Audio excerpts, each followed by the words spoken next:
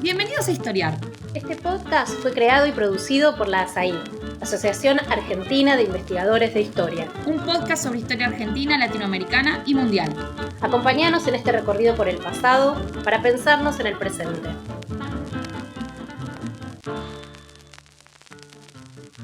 Aquí estamos en un nuevo episodio de Historiar. Hoy voy a ser anfitriona de este episodio. Soy Camila Perochena y vamos a estar conversando sobre la Revolución de 1810 en el Río de la Plata. Para eso estamos con dos historiadores que han recontra trabajado este periodo. Fabio Wasserman, investigador del CONICET y docente de grado y posgrado en la Facultad de Filosofía y Letras de la UBA. Y con Gabriel Di Meglio, investigador del CONICET y actualmente director del Museo Histórico Nacional. Bienvenidos a Historiar. Gracias por estar acá con nosotros. Bueno, voy a arrancar con Fabio. Fabio, me gustaría que nos lleves de viaje a la Buenos Aires de 1800, ¿no? De principios del siglo XIX. Quería que nos contaras un poco cómo era esa ciudad en términos sociales, económicos, políticos, y que especifiques qué cambios se produjeron en esa ciudad después de las invasiones inglesas. Bueno, muy bien. Bueno, muchas gracias por la invitación. Bueno, lo primero que hay que tener en cuenta que para ver cómo, o para pensar, o para imaginar cómo era Buenos Aires a comienzos del siglo XIX, es que era una ciudad muy distinta a la actual, y sobre todo por la cuestión de envergadura, ¿no? Cuando uno piensa en una ciudad, piensa en cientos de miles de habitantes o en millones de habitantes. Bueno, Buenos Aires en ese periodo tenía alrededor de 40.000 habitantes, es decir, lo que hoy entra en una cancha de fútbol. Eso era todo. Entonces, eso hay una dimensión que hay que tener presente. Y eso también es importante para tener en cuenta las dinámicas sociales y políticas y económicas, culturales, por supuesto, porque, por ejemplo, cuando uno piensa en las élites, en los grupos dirigentes, en general, todos estaban o emparentados, o eran vecinos, o tenían algún tipo de vínculo social. Es decir, que era una sociedad en la que, de algún modo, quienes pertenecían a un determinado estrato social se conocían o sabían quién era quién. Por otro lado, la ciudad era una típica ciudad de colonización española, que se dice en planta de amero, es decir, que las calles cuadriculadas, como buena parte de las ciudades argentinas que vienen del periodo colonial, y era una ciudad también mucho más pequeña en esos términos, en los términos geográficos, o espaciales, si quieren, no geográficos. Más o menos con un centro que estaba en lo que actualmente es la Plaza de Mayo, que era la Plaza Mayor, después de las invasiones inglesas fue la Plaza de la Victoria, y se extendía, digamos, hacia el sur, hacia lo que actualmente es San Telmo, un poco más hacia Parque Lezama, que era como el punto más alto, hacia el norte unas cuadras y por ahí hacia el Retiro, y hacia el oeste, hasta Callao, pasando a lo que actualmente es Callao Entre Ríos, un poquito más. Y a partir de ahí empezaba una zona que estaba urbanizada, pero apenas urbanizada, y a partir de ahí, a medida que te ibas alejando, era zona más de quintas, ¿no? Entonces era una ciudad muy pequeña, incluso en el recorrido. Uno podía ir caminando de un punto a otro sin ningún problema. Lo cruzabas a Belgrano ahí, ibas caminando y te... Sí, te lo cruzabas ahí o te lo cruzabas en la iglesia. Hay también una cuestión que al ser pequeña, si bien había una gran distancia social entre lo que uno podría decir las élites o los sectores que lo que se llama la gente decente y las clases subalternas, los sectores populares, y tendían a no tener un vínculo. De hecho, era muy difícil que no hubiera algún tipo de contacto directo o a través de intermediarios. Entonces, también una sociedad, como toda la sociedad hispano-colonial, era una sociedad católica que estaba muy pautada en sus ritmos de vida por los ritos religiosos, por la liturgia, por las festividades, por las conmemoraciones, y en esas ocasiones había ciertos espacios donde se podían cruzar estos distintos sectores, ¿no? Y lo otro que no dije, que es muy importante, en realidad muchas cosas se podrían decir, y algo aludí en realidad cuando digo que hay gente decente y lo que eran las clases subalternas, o en términos de la época la plebe o el bajo pueblo, algo en lo que Gabriel se especializó, es que era una sociedad estamental. Y eso, si no entendemos eso, no vamos a entender nada del periodo. ¿Qué quiere decir esto? Es que las personas digamos, eran reconocidas a partir de la posesión de distintos derechos y privilegios y distintas obligaciones, y que cada una de esas formas de ser concebidas implicaba también, o más bien era consecuencia de cuál era su origen étnico, qué actividad desarrollaba, de dónde procedía y una serie de consideraciones. Entonces, no es que una sociedad en la que todos eran iguales ante la ley. De hecho, eso era hasta inconcebible. La igualdad era un disvalor, la igualdad ante la ley, porque se suponía que las personas eran desiguales por distintas razones, y que, bueno, entonces lo que había que hacer era que cada uno fuera acreedor de aquello que le correspondía por su condición. Entonces, eso es algo que con la revolución empieza a cambiar, cambian algunos aspectos y en otros no. Y en las invasiones inglesas pasa que es lo que preguntabas lo otro, algo que es muy importante, que es que la movilización que genera primero la reconquista y luego la defensa, lo que implicó fue la movilización de un porcentaje altísimo de la población masculina de la ciudad, y eso lo que provocó, por un lado, es una fuerte presencia de los sectores populares organizados en milicias, y sobre todo que muchos de quienes eran sus oficiales eran criollos. Entonces implicó, por un lado, una mayor presencia de los sectores populares en la vida pública, y por otro implicó un cambio de las relaciones de poder entre los españoles, como se decía, europeos o peninsulares, y los criollos o españoles americanos, porque empezaron a tener una fuente de poder alternativa. Y eso va a ser decisivo en la Semana de Mayo, cuando se produzca el cabildo abierto y después la decisión de crear una nueva junta, ¿no? No es casualidad que Saavedra haya sido electo presidente de esa junta. Él era el comandante del cuerpo de milicias más importante, que era el de patricios. Así que bueno, en realidad hay muchas más cosas sobre la ciudad. Así. Clarísimo, ¿no? Pero eso me gustó, y ahora voy a volver al tema de las milicias y les voy a preguntar a los dos sobre eso. Pero antes de meternos en la Semana de Mayo y de 1810, quiero preguntarle a Gabriel sobre las causas de la Revolución de Mayo, ¿no? Hubo diferentes debates entre historiadores sobre cuáles son esas causas. Durante mucho tiempo se apuntaba a las reformas borbónicas como una de las posibles causas para pensar las revoluciones hispanoamericanas de 1810. Y las tensiones que eso había disparado entre criollos y españoles, pero en las últimas décadas los historiadores han empezado a poner el acento en otra cosa, que es la crisis de la monarquía de 1808. Entonces quería que nos expliques un poco, cómo entender las causas de la revolución, cómo entender este debate entre si fueron las reformas, si fue la crisis, qué peso tiene más. Gracias. Bueno, yo también agradezco la invitación. Efectivamente hubo distintas miradas a lo largo del tiempo, ¿no? Desde la tradicional, la mirada más nacionalista, que decía que los criollos, hartos de la dominación española, en un momento se rebelan contra ella. Pero en realidad quienes fueron revisando esa mirada, por un lado, durante mucho tiempo, como decías recién, se pensó que eran las reformas borbónicas, esta serie de transformaciones que llevó adelante la monarquía española para mejorar su administración, obtener más rentas y generar algunos cambios positivos en su monarquía, llevó adelante en la última parte del siglo XVIII las que habían causado una serie de descontentos que después condujeron a las revoluciones. Y eso se pensaba sobre todo por la idea de que había habido como una especie de segunda conquista española, en la cual más cantidad de funcionarios eran enviados desde la península, y que entonces le habían quitado a los grupos dirigentes locales el gobierno de hecho que habían tenido en América, por ejemplo, en el siglo XVII. Uh-huh. Ahora, eso explicaba mal algunas cuestiones, como por ejemplo por qué uno de los territorios más afectados por las reformas borbónicas, como es Lima, después va a ser una ciudad profundamente realista, mientras que territorios que fueron beneficiados por ella, como Buenos Aires o Caracas, se van a volver ciudades revolucionarias, ¿no?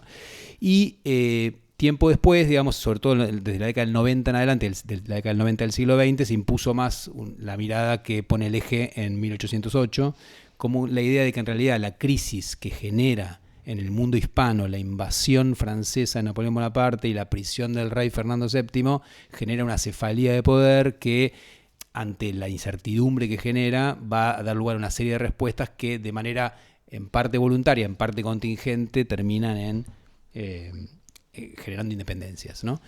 Yo le digo, la hipótesis de el rayo en cielo despejado contra una hipótesis de tirar una antorcha en un pasto seco, ¿no? A mí me parece que, si bien el debate no se da abiertamente, hoy en día podemos discutir fuertemente, sin volver a la idea de las reformas borbónicas, la idea de que 1808 es una gran novedad, porque claramente es un imperio que está en crisis, ¿no? Y que los contemporáneos ven en crisis, que vienen proponiendo reformas, los letrados hace mucho tiempo, figuras en el Río de la Plata como Vieites o Belgrano vienen anunciando esta crisis hace mucho tiempo, pero no solo ellos. Pero sí es cierto que las miradas nuevas de la historiografía han derribado de manera más rotunda es la idea de que todos quieren la independencia en 1810, ¿no? Que es una de las miradas que todavía en la escuela sigue siendo muy fuerte y que hace que nosotros tengamos dos fechas nacionales que si no podemos explicar, ¿no? Porque festejamos 1810 y 1816, ¿qué pasó en el medio?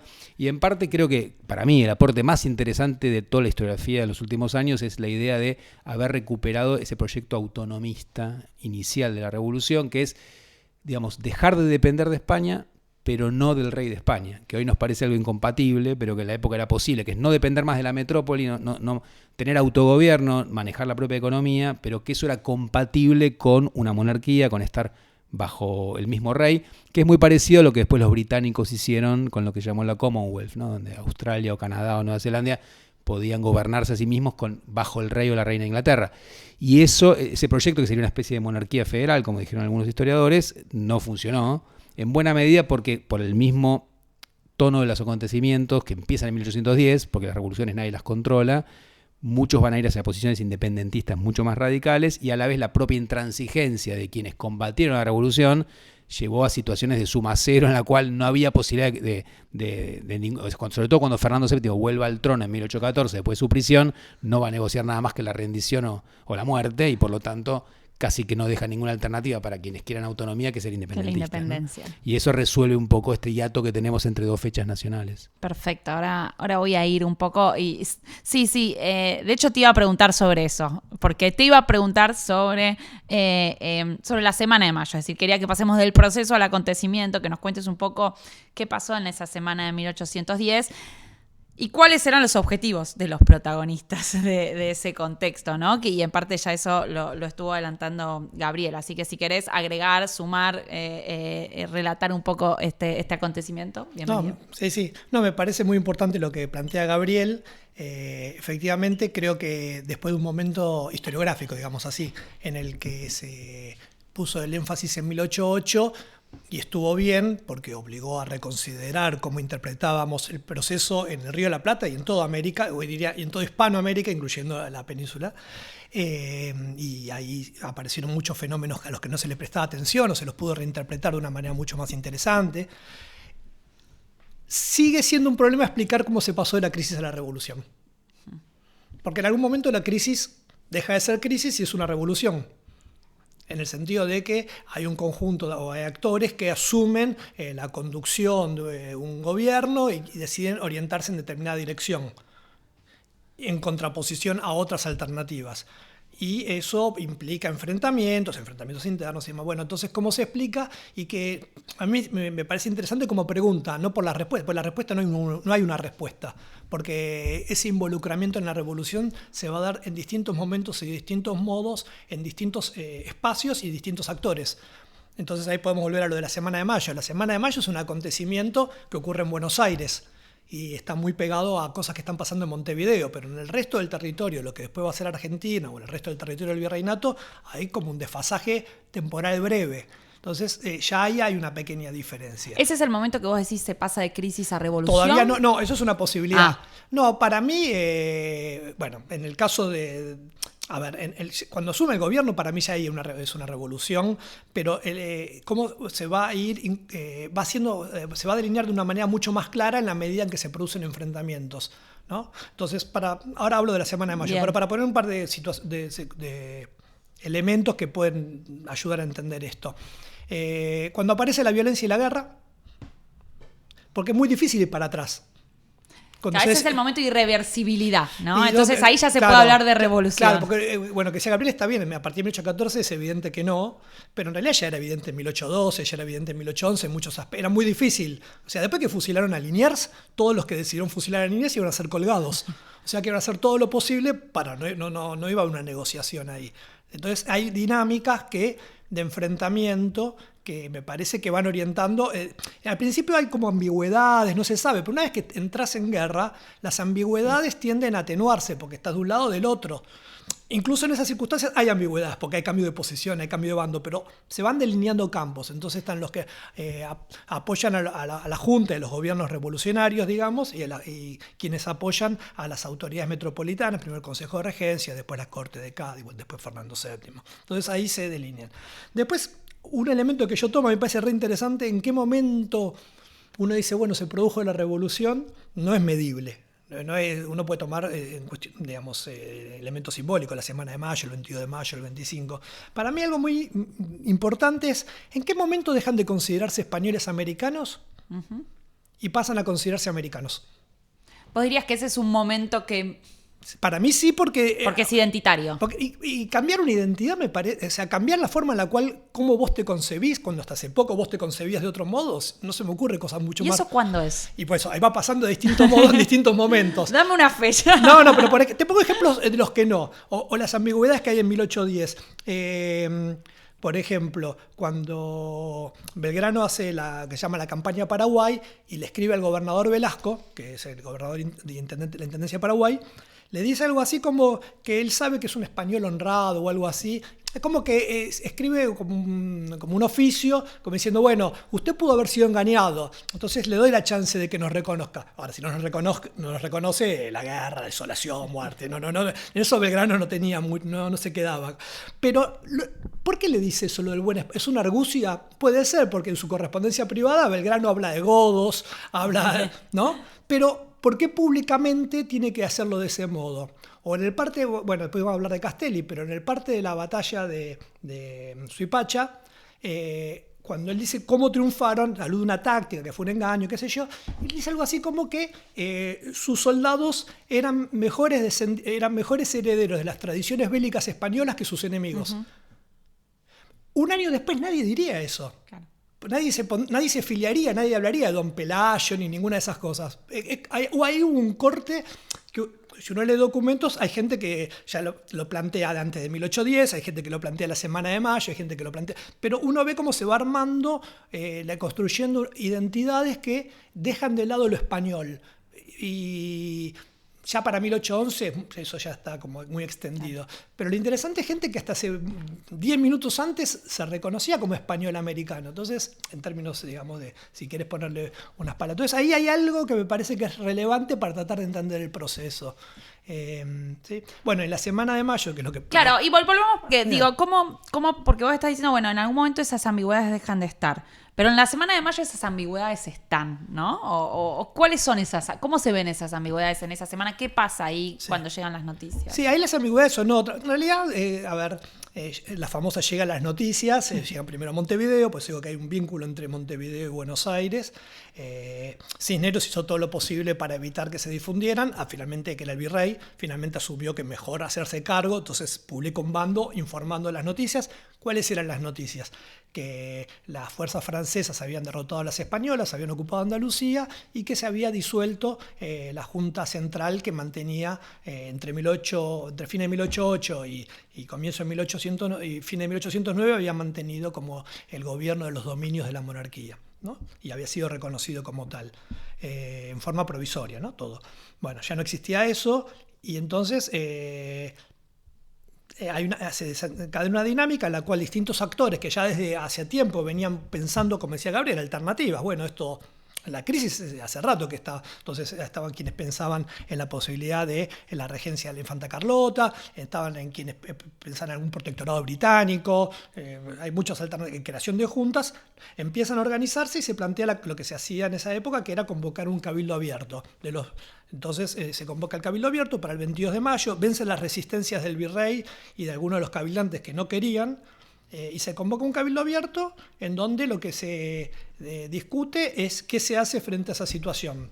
Y lo que se decide, después de discusiones, que bueno, hay muchas discusiones historiográficas porque como el acta del cabildo no dice demasiado, ¿no? Pero hay muchos testimonios, se pudo reconstruir en parte. Bueno, finalmente lo que se llega es que el cabildo... lo que se termina diciendo es que, bueno, que caducó el gobierno de España, que hay que de algún modo resumir la soberanía en forma provisoria, pero, y ahí es la cuestión, en nombre de Fernando VII y del pueblo.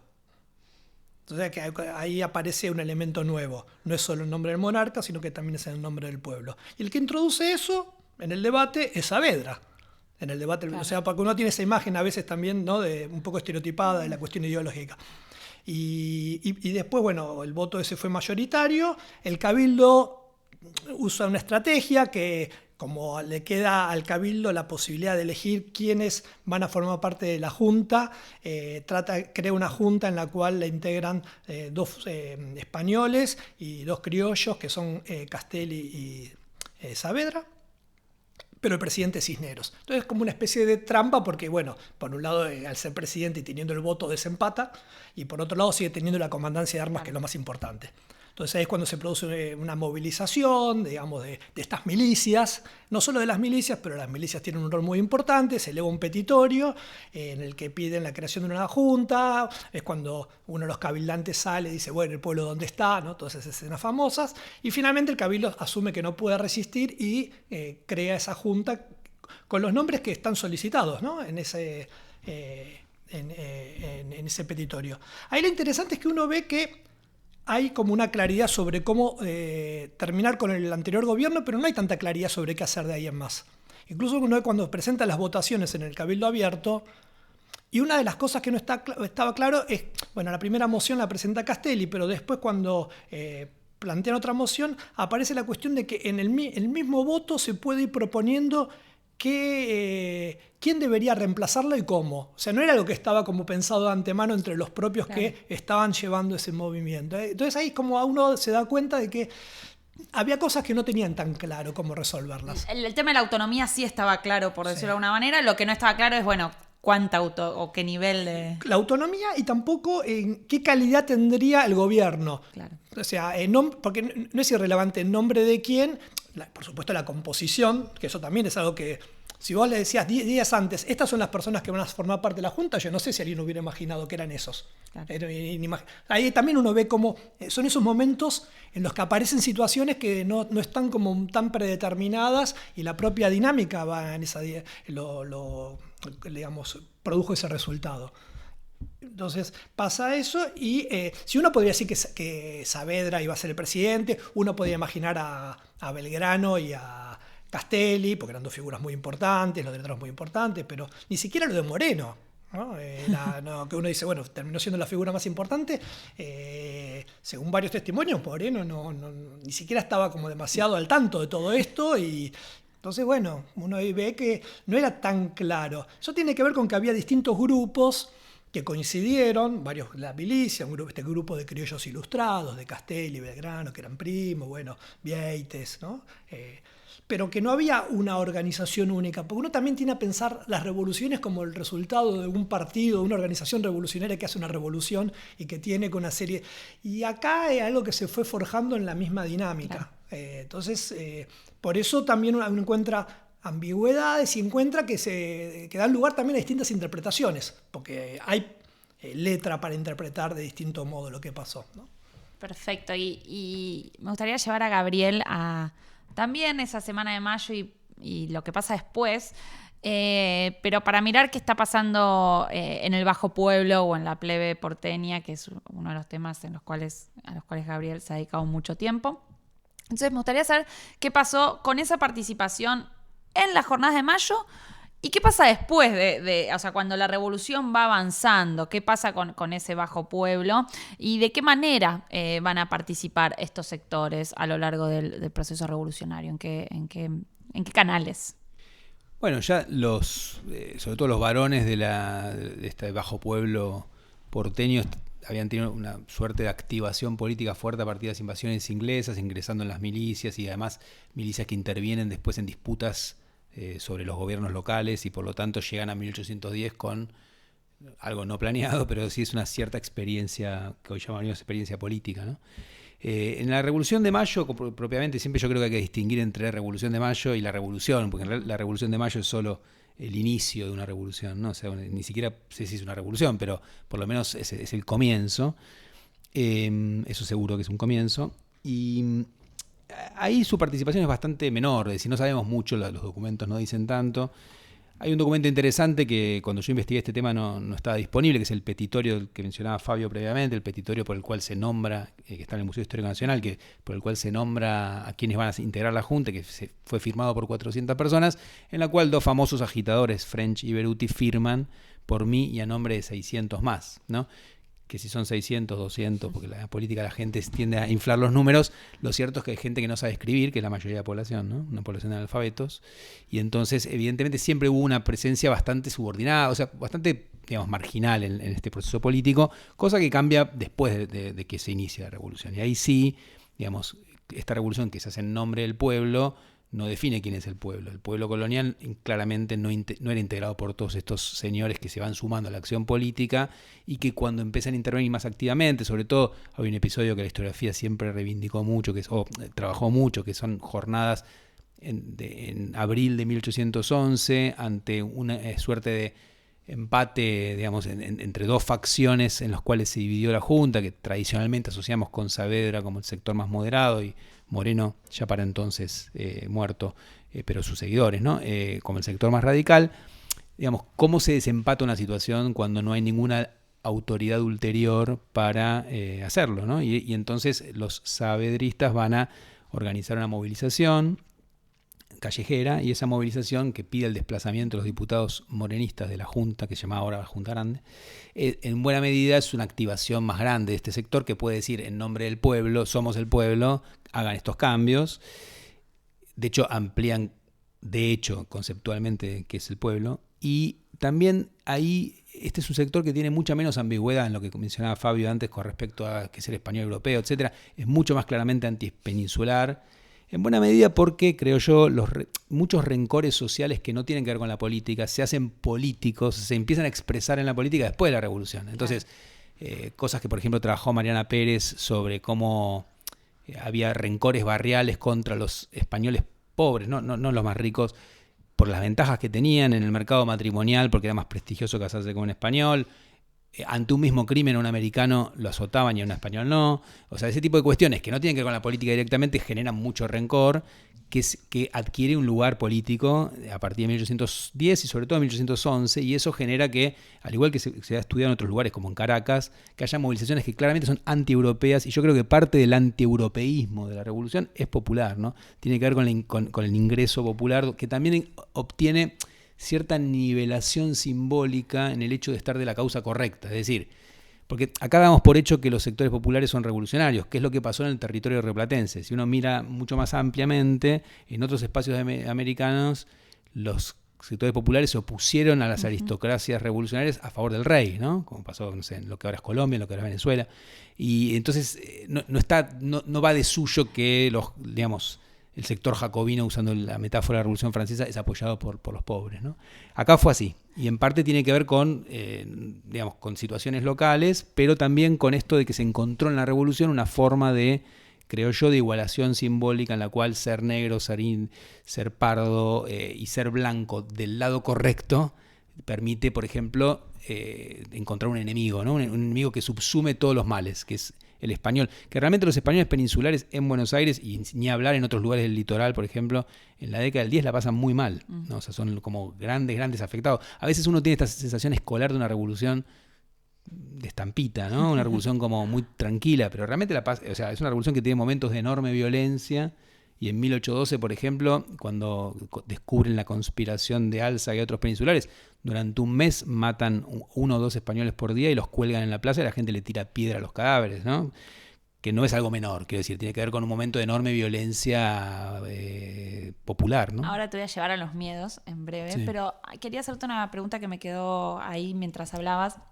Vos decías que estos sectores populares se empiezan a identificar como antieuropeos, y retomando lo que decía Fabio sobre la identidad, se reivindican o se identifican como antieuropeos y ya se piensan como americanos, Sí. como porteños, argentinos, me imagino que no, pero digo, ¿qué identidad por la positiva hay en estos sectores de los que hablas? En los documentos que yo analicé más, que son documentos judiciales, aparece más identidad americana, ¿no? Americanos contra sarracenos, godos, maturrangos, que son todas formas denigratorias de llamar a los españoles, o simplemente europeos.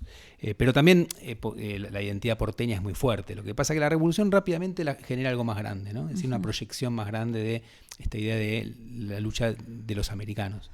De hecho, va a generar un tiempo después esta cosa bastante particular, que es cierto nativismo, ¿no? Es decir, la única vez que, por ejemplo, que la dirigencia, ya no los sectores populares, digo, la dirigencia va a tomar la idea de como una identificación con lo indígena, sobre todo con el pasado incaico, como algo a tener en cuenta, ¿no?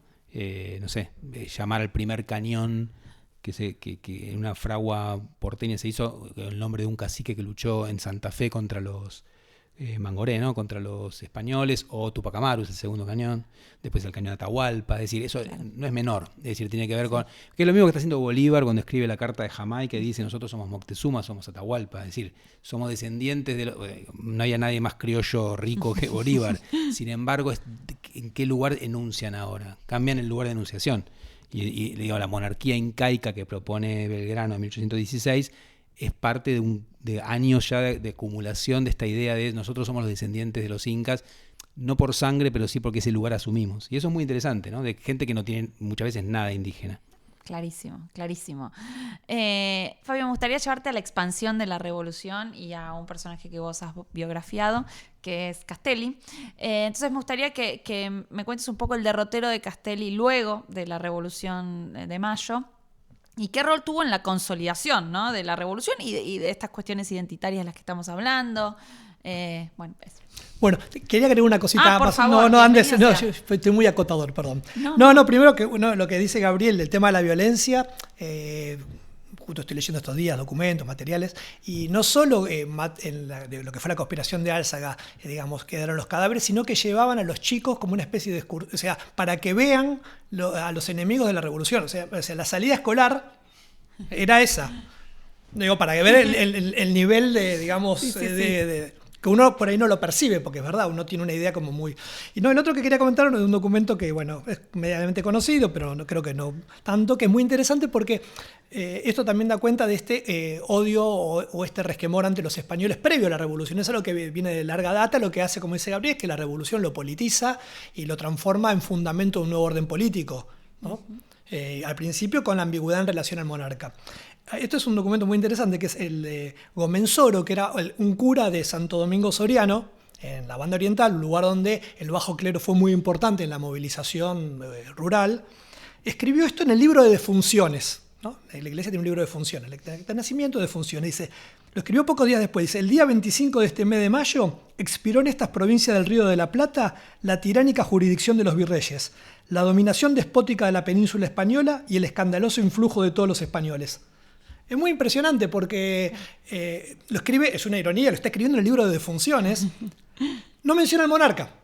Es un poco, está todo lo que dice y lo que no dice, porque son los virreyes, claro, que lo que en lenguaje por ahí de Moreno serían los mandones y demás. Están los españoles, que son los que le impiden a los, por ejemplo, a quienes están en una institución como la eclesiástica, ascender, llegar a cargos. Había mucho descontento, pero no dice nada sobre el monarca. Entonces ahí es muy fuerte, por otro lado no es todo lo que uno esperaría de algo tan fuerte. Entonces eso. Entonces, en el caso de Castelli era una figura que era muy importante desde antes, y también el lugar de algo que no dije antes en la primera pregunta de la ciudad de Buenos Aires. Buenos Aires también fue una de las ciudades que más crecieron en Hispanoamérica a lo largo del siglo XVIII. En muchos casos por la introducción de la esclavitud, en otros casos por migración desde España y desde otros lugares de América. Absolutamente todos los miembros de la primera junta fueron porteños por segunda generación e incluso, primera generación de porteños o habían nacido en otro lugar.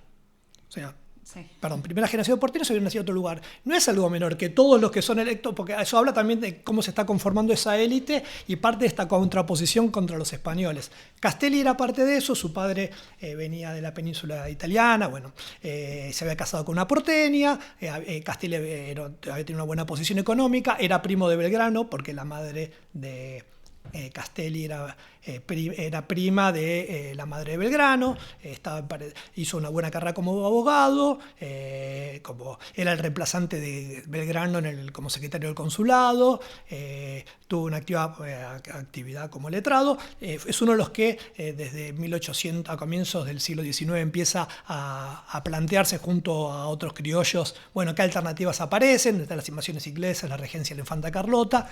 No es casual que lo elijan a él para ser el que presente la moción sobre la caducidad del mandato del virrey del Cabildo del 22 de mayo de 1810, lo eligen a él, y después es electo miembro de la Junta, e incluso había sido electo de la Junta esa que el 24 de mayo.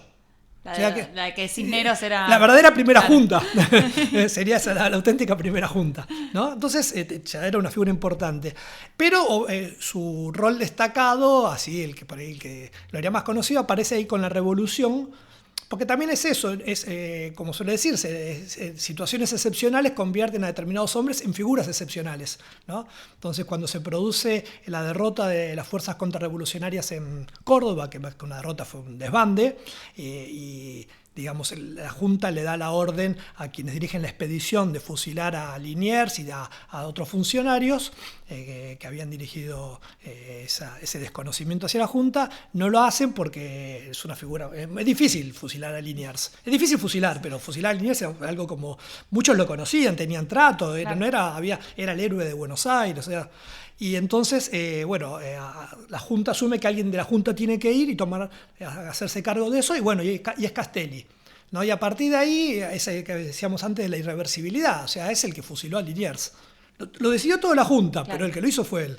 Entonces, a partir de eso cambian la lógica de cómo va a funcionar el ejército auxiliar, que se está organizando para ir primero hacia el norte y después hacia el Alto Perú, y él lo nombran como representante. Una especie él es la Junta en el lugar donde va a estar. Donde pase, al frente del ejército, como el jefe político. Algo parecido a lo que va a hacer su primo Belgrano en el litoral hacia Paraguay, pero Belgrano reúne el cargo de jefe político y militar, podríamos decir. Él no, él solo el jefe político.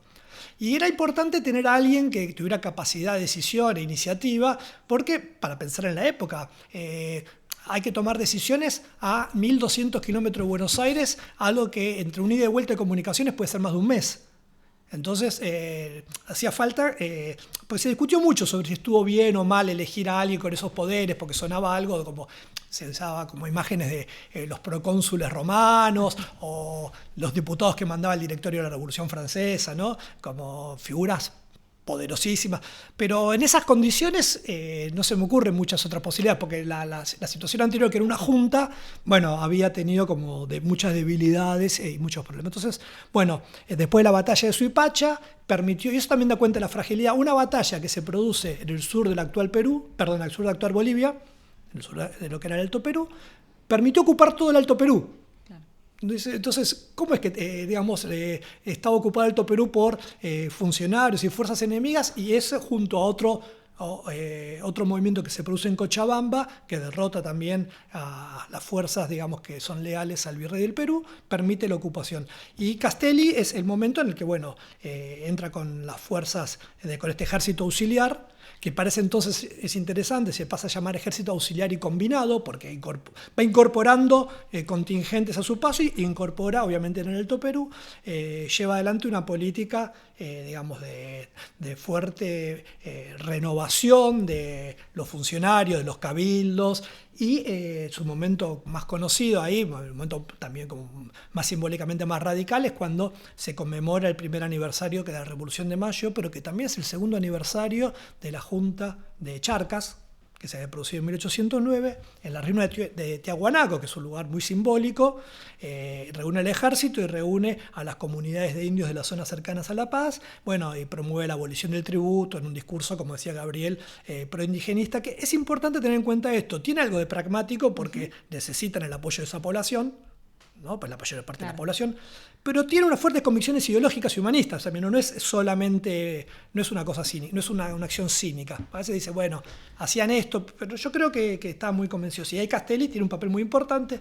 Después se produjo la derrota de Huaki. O sea, hay un libro muy, muy bueno ahora que sacó Alejandro Rabinovich que explica todas las consecuencias. Y así como se ganó muy fácilmente el Alto Perú, se lo perdió muy fácilmente. Eso también da cuenta de cierta fragilidad, que una vez tiene la idea de, ¿cómo es que una batalla permite la ocupación de un territorio tan extenso y luego una derrota que también, ¿no? Y eso también da cuenta de ciertas particularidades. Eso vuelve derrotado, sometido a un juicio. Esto, es conocido por parte de una novela fabulosa de Andrés Rivera que trata sobre, toma a Castelli como personaje, aunque no necesariamente ateniéndose a los hechos históricos, no es el objetivo, y muere simbólicamente muy fuerte de un cáncer de lengua.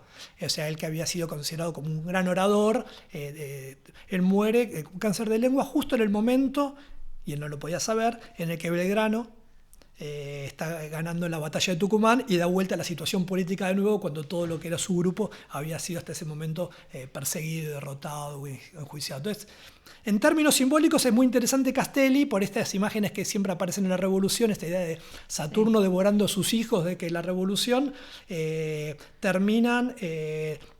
por su propia dinámica, quienes la empiezan nunca son los que la terminan y que se va alimentando la revolución de sus propios dirigentes.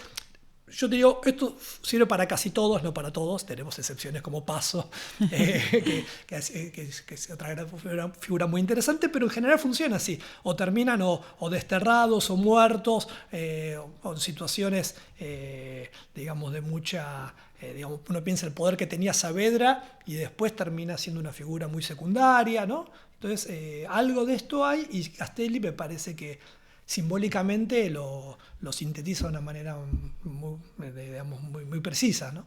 Vamos a hacer una muy, muy breve pausa y ya volvemos con este episodio. Este es el podcast de ASAIG, la Asociación Argentina de Investigadores en Historia. Te invitamos a asociarte y a seguirnos en las redes, en Twitter, en Facebook e Instagram.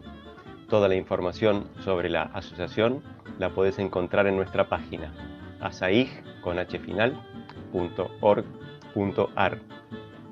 Te esperamos todos los sábados con un nuevo episodio de Historiar, sobre los grandes temas de nuestro pasado, abordados por especialistas e historiadores profesionales de manera cordial pero rigurosa. Seguimos con nuestro episodio de hoy.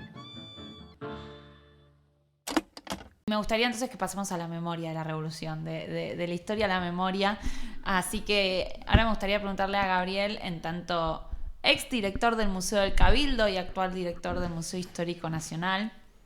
Bueno, ¿cómo se materializa toda esta historia a la que estuvimos hablando en un museo? ¿Qué desafíos implica? ¿Qué tensiones aparecen ahí entre memoria e historia o entre identidad e historia para pensar? ¿Cómo haces? ¿Qué se te planteó? Bueno, el 25 de mayo es súper poderoso, es el mito de origen de la nación, es decir, lo que nosotros tomamos como nuestro punto de origen. Podemos discutir largamente cuál es el punto de origen, pero ese es el que acepta el grueso de la población y es una fecha muy, muy fuerte, ¿no? Mucho más fuerte que lo que yo incluso percibía antes de ser director del Museo del Cabildo, cuando veía 10.000 personas yendo ese día, ¿no? a ver el edificio, ¿no? El edificio donde esto empezó. Y bueno, que uno dibuja en la escuela hasta el hartazgo y que lo conoce de memoria, igual que la Casa Histórica en Tucumán. Y obviamente es interesante ahí cuando las perspectivas de la historiografía académica han cambiado mucho respecto del tradicional discurso escolar, que también ha cambiado un poco, a veces en consonancia, a veces no, es mucho más variado el panorama hoy en día que el que uno tenía cuando yo era chico, por ejemplo, en la escuela. Y obviamente esta idea de rescatar el proyecto autonomista junto con el proyecto independentista, también quiero decir que me parece que es interesante que si uno lee los discursos de Moreno, ya hay una idea de independencia muy clara, no es que todos eran autonomistas, es decir, esa tensión que hace que el triunvirato le prohíba a Belgrano hacer una bandera en 1812 muestra que durante años hubo una tensión entre los revolucionarios, ¿no? Pero digamos, no es lo más habitual porque muchas veces la gente, digamos, supone a mayo como el preámbulo directo de julio, ¿no? Es decir, lo que lleva a la independencia. Pero, y en general, bueno, entonces lo interesante ahí es cómo poder contar esas novedades. Digamos, bueno, en un museo la gente está parada, lee un poquito, los textos tienen que ser cortos, tiene que haber algunos golpes de efecto, hay patrimonio. En el Museo del Cabildo es mucho más importante lo que pasa con el edificio, ¿no? Que uno va la gente a ver dónde pasaron las cosas, un museo del sitio casi.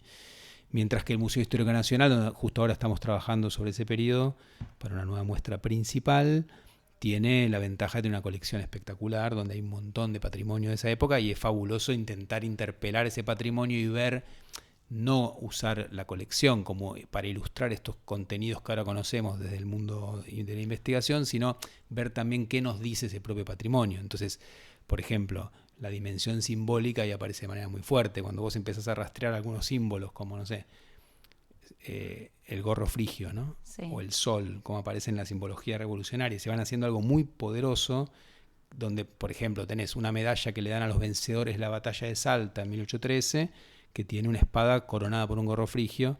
Unos meses después, los todavía no realistas, pero los fidelistas, digamos, vencen a la Revolución de Belgrano en la batalla de Vilcapugio, y el escudo que se aplican, que está en el museo, dice: lavó la afrenta de Salta y Tucumán en los llanos de Vilcapugio, y tiene un gorro frigio atravesado por 2 bayonetas, ¿no? Con lo cual te muestra que eso está en disputa, que no es solamente decorativo como uno puede verlo hoy en día. Y después la cantidad de imágenes, por ejemplo, la tarja de Potosí, es difícil no verla y describirla, está en el Museo Histórico Nacional, pero se la dan a Belgrano en 1813, está coronada por un indígena dando un paso adelante con un gorro frigio en su lanza, ¿no? Y eso, digo, es muy evidente lo que está diciendo. Este gorro frigio tomado de la tradición de la Revolución Francesa o estadounidense está en discusión, que viene de lo que los esclavos romanos se ponían cuando eran libertos. Es muy poderoso como símbolo de esta era de las revoluciones. Lo mismo en la interpretación del sol como el sol americano y símbolo americano. Entonces me parece que seguir esa línea de la iconografía es algo que no tenés en tantos otros formatos, y el museo tiene ahí un diferendo que un libro no tiene, ¿no? Entonces, es más difícil, sí. Hacer interactuar eso con una historiografía muy sofisticada y que trata de mostrar la complejidad de un proceso histórico es difícil, porque, digamos, leer parado tiene una... Sí, ¿cómo haces para transmitir todo esto son que hablamos en una hora, 800 pero caracteres, en una pared sí, chiquita? yo creo que es una de las cosas más difíciles que hay, en mi opinión, que es escribir textos cortos de cosas complejas. Es un desafío, nunca lo vas a lograr bien, pero lo importante es llegar a lo mejor posible. Pero es muy atractivo ir descubriendo digamos, sobre todo si vos lográs dividir, y termino con esto, ¿no? A la interpretación historicista que se hace de las revoluciones a nivel iconográfico, ¿no? Es en las pinturas, en las imágenes, años después, y que en general en los museos se presenta en conjunto con el patrimonio de la época. Claro. Entonces, si vos ves los cuadros que el mismo Museo Histórico Nacional encargó a principios del siglo XX, como el famoso del 22 de mayo de 1810, es muy difícil que vos no pienses a ese cabildo abierto sin ese cuadro, ¿no? Porque es tan poderosa esa imagen, o los San Martines pintados por Blanes, ¿no? O toda la iconografía, digamos, que se hizo entre fines del siglo XIX y principios del siglo XX es tan fuerte, o lo fue durante mucho tiempo en los manuales escolares. Hoy ya no sé cuán poderosa es, pero lo fue para generaciones, que cuando vos, como estamos haciendo ahora, la quitas y tratás de mostrar solo las imágenes de la época, te encontrás imágenes, todo es mucho más modesto, ¿no? Es mucho más precario, mucho más chiquito. Y para mí hay algo muy lindo, y te habla más de la época. Te da a veces esa ilusión que tienen los museos de que estás en el pasado. Es decir, encuestas hechas en distintos países dicen que la gente le cree más a los museos que a ningún otro tipo de transmisión de la historia. No sé si en Argentina es así, pero me parece bastante serio, porque vos tenés la ilusión de la presencia del pasado, ¿no? Es decir, claro, el objeto te lleva a ese momento. Y te pasa un poco cuando vos decís, estoy ante, no sé, el petitorio de Mayo, el sello del obispo Lué, la cigarrera de Moreno, el tintero con el que Moreno hizo las proclamas. Tiene un poder, ¿no? Todas las cosas de San Martín, es decir, digamos, son casi reliquias, diría yo, como la gente las consume en el museo. O sea, el sable de San Martín hoy en día es un lugar, no te digo de peregrinación, pero sí es cierto que genera emociones fuertes que van más allá de lo meramente intelectual, ¿no? Tiene que ver también con una cuestión que te asocia con tu infancia, con tu lugar de pertenencia. Así tiene una experiencia comunitaria que va mucho más allá de un nacionalismo que a veces es muy denostado por el lado malo del nacionalismo, pero me parece que va más allá de eso. Tiene que ver también con lo que te conecta con tu lugar, ¿no? Entonces, y hay algo en eso que ese patrimonio, que para mucha gente es algo entrañable, porque yo he visto gente llorar ante esas cosas literalmente, que es una exageración, pero no es para dejar una exageración, porque no es lo que más pasa, digo. Entonces genera algo poderoso con lo cual también hay que lidiar cuando estás trabajando sobre esas cosas, ¿no? Sí, porque me imagino que debe haber toda una tensión en cómo haces para que personas que van a buscar ahí el mito fundacional, ¿cómo haces para no pinchar el globo, ¿no? Claro, ahí el tema es no tratar el mito como falsedad, ¿no? Que es uno de los problemas a veces con la idea de mito, ¿no? Como si fuera que en realidad hubiera una impostura en Mayo. Es decir, Mayo es un mito de que nació.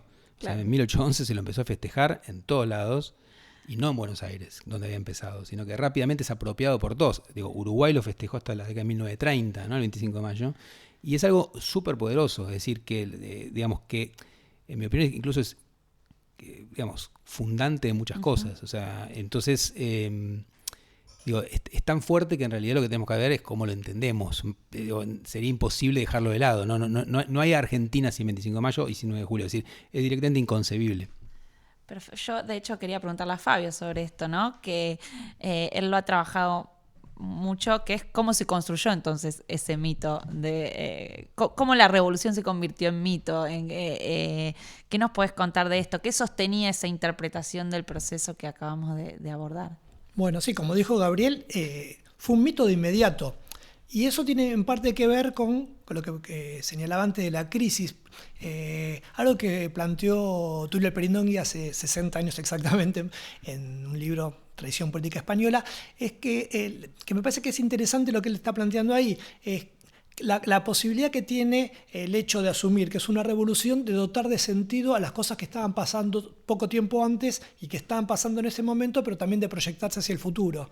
O sea, dota de sentido, ¿no?, la idea de que todo esto que es una crisis, que nadie sabe cuál es la autoridad legítima, que nadie sabe qué va a pasar, que nadie sabe cómo nos vamos a constituir, de pronto empieza a cobrar sentido. Empieza a organizar un sentido, pero el sentido no es solo hacia el futuro, porque permite reinterpretar el pasado reciente. Entonces, los acontecimientos que se vivían como lo que nosotros llamamos crisis, aparecía como una especie de cuestión providencial. Es como que Dios nos dio esta situación que nos permite por fin emanciparnos, que si no, no hubiéramos podido. Y la cantidad de testimonios que hay sobre eso es enorme. Yo siempre recomiendo, hay que leer la autobiografía de Belgrano, porque Belgrano va contando todo y con mucha sinceridad. Lo cuenta después y él... Porque, por ejemplo, bueno, puedo compararlo con el de Anfunes, que retocó un poco su autobiografía para que aparezcan cosas que probablemente no pensaba cuando... Pero me parece que Belgrano es muy honesto en eso. No es que el otro no es honesto, lo debe creer el de Anfunes, pero quiero decir, pero Belgrano es como más fiel a lo que pensaba antes. ¿No? Cuando después de las invasiones inglesas dice que se entrevista creo que era con Beresford, y que le dice, con el general Beresford, y que le ofrece el protectorado, y le dice, bueno, no, nosotros queremos el amo antiguo o ninguno. Entonces Beresford le dice, bueno, entonces van a seguir siendo colonia 100 años. Sí, bueno, seguiremos siendo colonia 100 años. O sea, sí, o sea, lo creía, no tenía ese horizonte eso. Viene la crisis, todo eso se desconfigura. ¿Y cómo se entiende todo esto? Entonces ahí aparece mucho esta cuestión de lo providencial, cosas que nos acontecen. Para decirlo de otra manera, por ahí más sencilla, algo que por ahí era vivido como algo que uno... como que se te caía encima, como algo que uno recibió en forma pasiva, el hecho de asumirlo como una revolución lo transforma en algo activo. Es que la propia comunidad que es protagonista de las decisiones y de su destino. Entonces, las primeras interpretaciones de la Revolución de Mayo tienen esta combinación. Lo que nosotros llamamos crisis y revolución, ellos lo llaman revolución, pero tiene como dos momentos: la crisis de la monarquía y, por otro lado, las decisiones políticas, los hechos de armas, que es donde aparece con mucha más fuerza la agencia humana, ¿no? La actuación de la dirigencia, del pueblo. Bueno, hay discusiones. Bueno, el que cambia todo esto en términos narrativos e interpretativos es Mitre, medio siglo después. Y la historia argentina, en buena medida, la forma de entender la historia argentina está muy fuertemente matrizada por la historia de Belgrano, que escribió Mitre entre fines de la década del 50 y de la primera versión hasta mediados de la década del 80, la última, ¿no? Pero bueno, eso sería otra historia. Pero lo importante es que ahí Mitre lo que plantea es que esto que nosotros pensamos como una crisis, la inexistencia de un sujeto colectivo ya constituido, él lo da por hecho. Hay una nacionalidad argentina que se fue forjando durante el periodo colonial, que por ahí no tenía todavía la forma, pero ya tenía un destino que tenía determinadas características, que hasta tenía un territorio, ¿no? Y entonces, y que hay un pueblo y hay líderes de esa comunidad. Y entonces, en esa dinámica, la nacionalidad, la Revolución de Mayo sería el momento, una especie de toma de conciencia de la nacionalidad de sí misma, y que asume ese destino de ser una nación libre. Bueno, a partir de esa es la matriz interpretativa de la Revolución de Mayo y de la historia argentina. Y en el siglo XX esto va a admitir muchas variaciones, porque las variaciones tienen que ver, bueno, cuál es el contenido de la nación argentina, quiénes son los buenos, quiénes son los malos, para ponerlo así en términos simplistas, pero funciona. Y es interesante porque incluso quienes más impugnaron a la interpretación de Mitre, que es el revisionismo, la matriz la respetan. Lo que hacen es incluso darle mayores contenidos de origen, en muchos casos de origen colonial o de origen popular, o darle más peso a los pueblos del interior, pero la idea de que una nacionalidad constituida o preconstituida o destinada a constituirse no la objetan. Entonces, recién a mediados de la década del 80, con trabajos como los de Chiaramonte, que bueno, plantean Digo, algo que voy a decir parece sencillo y no lo es. ¿Qué pasa si sacamos la nación de este relato? Claro. ¿Cómo lo entendemos? ¿Qué actor queda? ¿Qué actor queda? Bueno, entonces aparece esta cuestión que hablábamos antes, las ciudades con cabildo, después las provincias, y la idea de que la nacionalidad es algo que se va a ir construyendo a lo largo del siglo XIX a partir de otros elementos, incluyendo la de la Revolución de Mayo como mito de orígenes, ya no de esa patria algo indefinida, sino de la propia nación argentina, ¿no? Entonces, este sería como, en pocas palabras, un poco el proceso. Por eso digo que Mitre no fue el único, pero fue el primero que logró darle sistematicidad a esta interpretación y que aparte lo hizo en un relato que es interpretación y narración a la vez, lo cual permitió también que se difundiera mucho, no tanto cuando él lo escribió, sino más bien a comienzo del siglo XX, en el momento en el que Argentina estaba transformándose muy rápidamente por la inmigración y que la dirigencia estaba procurando construir elementos de identidad nacional, incluyendo narrativas históricas, y la obra de Mitre sobre Belgrano servía para esto. Insisto, para mí es muy importante decir esto. Cuando digo servía, esto parece siempre que es como una operación así como de manipulación. En algunos casos hay, pero uno puede darse cuenta que no creen demasiado en lo que hacen, pero son creencias muy arraigadas ya, parece entonces.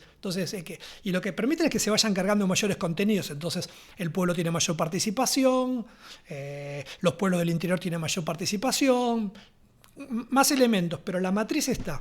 Incluso muchos de estos elementos están en el propio relato de Mitre. Pero Mitre le da un rol muy importante al pueblo movilizado en su interpretación, no como va a hacerlo después otra, ¿no? Entonces, ese sería un poco el movimiento. Y hoy en día, estamos en una situación en la cual la historiografía plantea, puso en cuestión esta interpretación de Mitre, ¿no? Del sentido, no existe una nación, no existía una nación, no existía una nacionalidad, obviamente no hay un destino. Lo que se plantea mucho más es, ¿qué alternativas aparecían? No era natural que del virreinato surgieran 4 naciones. Tampoco, y esa es la otra cuestión, tampoco es algo delirante que haya sucedido eso. O sea, que decir, que no sea natural no quiere decir que se pudo pasar cualquier cosa. ¿Había alguna identidad previa que explica esa...? Identidades, intereses, conflictos. Cuando uno ve cuáles son, cómo se... A ver, el virreinato cuando fue la Revolución de Mayo tenía 34 años. Nada, en términos de una organización institucional capaz de construir una cohesión. Entonces, ¿qué es lo que unía? Y poner a capital a Buenos Aires era un problema, por ejemplo, para lo que después fue Bolivia, la zona altoperuana. Obviamente, cuando yo decía antes con qué facilidad un ejército triunfaba y ocupaba el Alto Perú, después otro... en parte tiene que ver con que buena parte de la población altoperuana no quería saber nada ni con los peruanos ni con los porteños. Entonces, eso uno lo pone en una historia más larga y es verosímil que en el mediano plazo se constituya otra estructura política, otra comunidad política. Sí, por supuesto, Gabriel. No, quería agregar una cosa antes de terminar, que es que me parece que hoy en día hay tanta producción sobre este tema en toda América, ¿no? Y también en todo el territorio que hoy es argentino, que hoy lo bueno que tenés es que vos podés tener una mirada realmente de muchos centros a la vez, policéntrica, de esta historia que es necesaria para entenderla, porque efectivamente, digamos, si bien la revolución empieza en Buenos Aires, enseguida necesitas mirar calidoscópicamente, no tienes que mirar como varios frentes a la vez para poder entender lo que pasó, porque es tan violento lo que ocurre y tan disruptivo, y a la vez hay tantos frentes simultáneos que todos los actores en los distintos escenarios tienen en la cabeza, que te obliga, y eso es algo difícil de narrar y algo difícil de entender, pero tenés que mirar muchas cosas a la vez, y además tener en cuenta que los protagonistas tenían España en la cabeza, Europa en la cabeza, a las otras revoluciones de las cuales había noticias y que los rumores corrían todo el tiempo y se saben noticias verdaderas y falsas, que hace de esta época, que siga siendo una época tremendamente apasionante para leer sobre ella, ¿no? Es decir, es inagotable porque todo el tiempo aparecen cosas nuevas, distintos actores, distintas formas de mirar y distintos espacios que no conocíamos antes y que ahora con otras investigaciones van apareciendo, quiero decir, se van revelando cosas que ocurrieron, y en ese sentido me parece que si bien uno dice una y otra vez se vuelve a Mayo, ¿no? y a lo que empieza en Mayo, no es un tema que se haya agotado históricamente ni que probablemente se agote nunca, y además cada presente le hace otras preguntas diferentes, lo cual es una obviedad, pero pensemos que es el tema sobre el que más se escribió en Argentina, lejos, ¿no? Es decir, porque todo el tiempo se vuelve ahí. Entonces, es notable cómo una y otra vez podés encontrar otras maneras de que te interpele, ¿no? y de buscarle explicaciones. Y antes de que sueltes el micrófono, Gabriel, la muestra de la que hablabas, iconográfica en relación con la revolución, la simbología, ¿ya se puede ir a visitar al Museo Histórico Nacional? No. Eso estamos trabajando ahora para, si todo sale bien, para julio Perfecto. de este año 22, que en realidad no es sobre la iconografía, es sobre cuenta el periodo de 1810 a 1817, 1808 empezamos también, pero digo, hay un acento en tratar de ver, por ejemplo, no sé, cuento una cosa, vos tenés el escudo el escudo que hoy usamos en este país como escudo nacional es el escudo de la Asamblea del año 13. El otro día nos habían dicho que abajo había otra cosa, hicimos rayos, o sea, una foto de rayos X, y debajo está el escudo del rey, o sea que le pintaron el escudo arriba, ¿no? Arriba del escudo de Carlos III. Entonces, si querés más símbolo que eso, de que están haciendo algo nuevo, de que en realidad, como decía Fabio, no hay vuelta atrás. Ya antes, para los que hacen eso, es muy evidente. Es decir, esas marcas materiales hablan mucho de lo que está en juego en una época, ¿no? Porque no es menor, puedes hacer otro escudo distinto. Espectacular, sí. Espectacular. Bueno, les agradezco mucho por haber venido y nos encontramos en otro episodio de Historiar el sábado que viene. Hasta luego y gracias por venir.